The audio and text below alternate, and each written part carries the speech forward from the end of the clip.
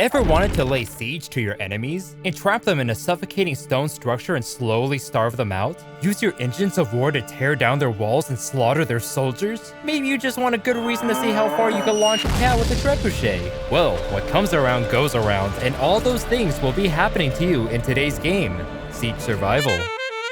This game starts you off with trying to cheer up your only fellow survivor with soup, and it never gets better from there. You're not a king or a great general here, you're just a farmer who happened to make it into the keep before everybody else was slaughtered. Now it is your job to single-handedly maintain the whole castle and feed the entire garrison. The good news is, you can find and recruit other civilians to help you with the workload. The bad is they are another mouth to feed. And when it comes down to it, I'm choosing Miss Tina the chicken over Bertram every time. This is a survival game through and through.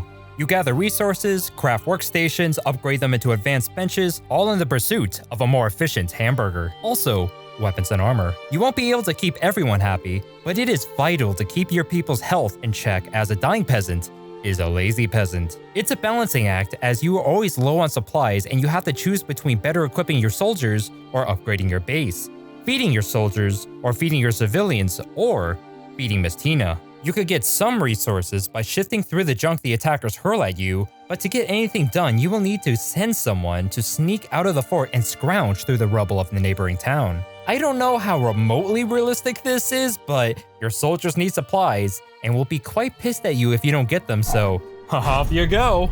The night segments are, honestly, they're pretty boring, just a real slog. Junk is littered around everywhere, but it takes a while to search each one, and quickly you will find you need to search out further and further every time. That would be fine if there was more interesting things to come across further out. There are some interesting story bits and choices to be made, but they are far and few between. Mostly, you will run into obstacles you need to bring the right equipment for, or patrolling guards.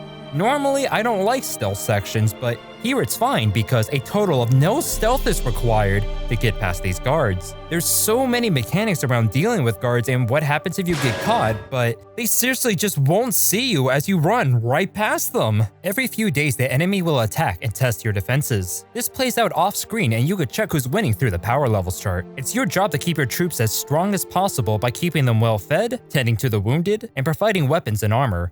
I personally suggest the golden ratio of 1 weapon for every 3 men.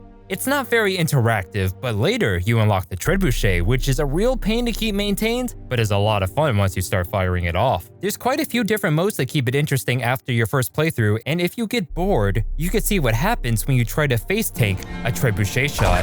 Very fun. If you enjoyed this, maybe you should consider subscribing. More coming soon.